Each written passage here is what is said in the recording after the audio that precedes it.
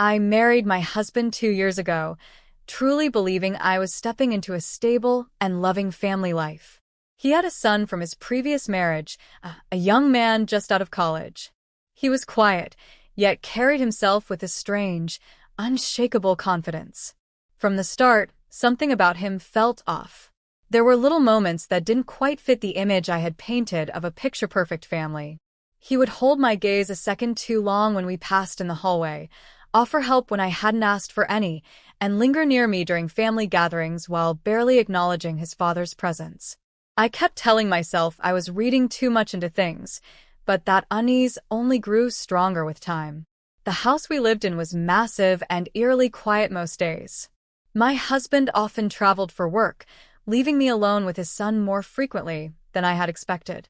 At first, I assumed it would be awkward trying to act like a maternal figure to a grown man. But he never treated me like a stepmother.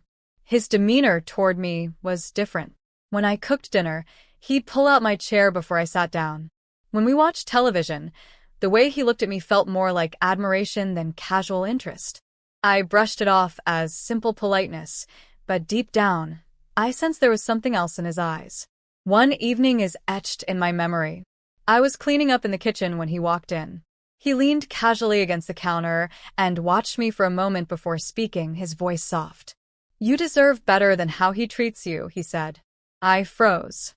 There was no anger in his tone, just a quiet certainty that shook me. I didn't know how to respond. That night, I convinced myself it was just concern, nothing more. But the tension between us kept growing. Small, seemingly accidental touches. His fingers brushing mine when handing me a glass. His shoulder grazing mine in the hallway. Each contact sent a shiver through me that I tried desperately to ignore. At dinner, when our eyes met across the table, it felt like we were having silent conversations neither of us could say aloud. Then came the night everything changed. I was in bed, reading, when I heard a soft knock at the door. He stood there, unreadable expression on his face, and asked if he could sleep in my room, said the silence of the house was getting to him, and he didn't want to be alone. My heart raced, not from fear, but from something far more dangerous. I didn't answer. I just followed him. Deep down, I knew this was the beginning of something we couldn't undo. That night in his room, I kept telling myself I was just there to comfort him. Nothing more. We sat on opposite sides of the bed, talking quietly while rain tapped against the windows. What began as harmless conversation turned into raw confessions, things we had never said out loud. He opened up about his strained relationship with his father. How he always felt invisible. How his father demanded perfection, but offered no warmth. I listened, truly listened, and felt a deep sympathy. How lonely he must have been all these years. Something shifted between us. He wasn't just my stepson anymore. He was a young man, letting someone finally see him for who he was. Then he said it. That he hated how his father ignored me. That he noticed the sadness I tried so hard to hide. My breath caught. I had never spoken a word about my loneliness. Yet here he was understanding me in a way my husband never had. The conversation stretched into the early hours. We laughed over silly things, whispered secrets, and shared fragments of our pasts. At one point, I reached out instinctively to move a strand of hair from his forehead. For a moment, we both stilled. Our hands touched when I passed him a glass of water. Neither of us pulled away. There was a pause, deliberate and loaded with something unsaid. I kept reminding myself, this isn't right. These feelings had to stop before they went too far. But every time I looked into his eyes, I saw warmth, understanding, connection. Things I hadn't felt in years. I started craving his presence. Craving that feeling of being seen. A sudden crack of thunder startled me, and before I could react, he wrapped his arms around me. It was meant to be a simple gesture of comfort, a hug during a storm, but it lasted too long. My heart pounded against his chest. When we finally separated, something unspoken still hung between us. I left his room that night, knowing we had crossed a line. One we couldn't erase. After that stormy night, I told myself it had just been a moment of weakness. I tried to create distance, avoided eye contact, buried myself in chores to block out the thoughts racing through my mind. But it didn't work. The tension between us only intensified. At dinner, when our eyes met, it was like the air between us thickened with unspoken truths. When his hand brushed mine while reaching for a plate, the spark was undeniable. A few days later, my husband left for a week-long business trip. Just the two of us in the house again. I promised myself I'd maintain firm boundaries this time. But each evening, he found reasons to be near me, fixing things, helping in the kitchen, striking up long conversations.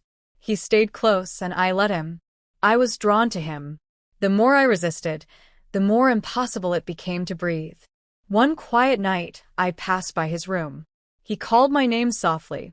Something in his voice made me stop. When I walked in, there was no pretense this time. No excuse. No fear of the dark. He simply looked at me and said, "I miss you." My walls crumbled. I sat beside him on the bed. We didn't speak. We just stared at each other, letting the silence speak for us. When his fingers slipped through mine, I didn't pull away.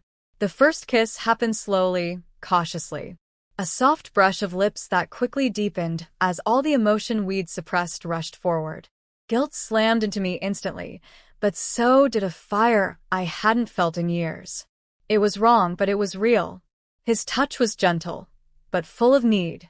For the first time in so long, I felt wanted. Cherished. Alive. Hours passed in what felt like minutes. We just held each other, knowing life could never return to what it was. Before I left his room, he whispered that our secret was safe, that no one would ever know. I nodded, unable to say a word, because I knew, deep down, we had passed the point of no return. The next morning, I woke with a heavy heart. The memory of his kiss lingered like a mark I couldn't erase. I busied myself in the kitchen, forcing a smile when my husband called to check in from his trip. Across the table, his son sat silently, stealing glances when he thought I wasn't looking. Every time his hand neared mine, it felt like electricity. And the silence between us said more than any words ever could. I tried to push him away, tried to forget, but the connection we had wouldn't fade. Avoiding him only made me want him more. I caught his scent walking past his room. My heart raced at the sound of his footsteps. At night, I lay awake replaying every moment, every touch, every whisper, wondering how he got here and knowing I couldn't undo it. A few days later, he found me alone in the living room. His voice was calm but resolute. He told me he didn't regret anything, that pretending it hadn't happened was impossible, that he had never felt truly alive until now because of me. My chest tightened. Guilt waged war against desire. I told him we had to stop, that the risk was too great. But when his fingers gently brushed my cheek, my voice failed me. We shared one last embrace, desperate, aching, wordless. Both of us knew we couldn't promise it was the end. As he held me close, his breath warm against my ear, he whispered words that made my knees weak. "This isn't over." I wanted to deny it, promise myself we'd bury this secret forever. But I couldn't lie, not to myself. Something had awakened between us, something wild and out of our control. When my husband returned, everything seemed normal on the surface. We smiled. We followed the same routines. But beneath all of it, a dangerous secret pulsed between me and his son. One glance across the room said it all. We had started something that could destroy everything. And yet, stopping felt impossible.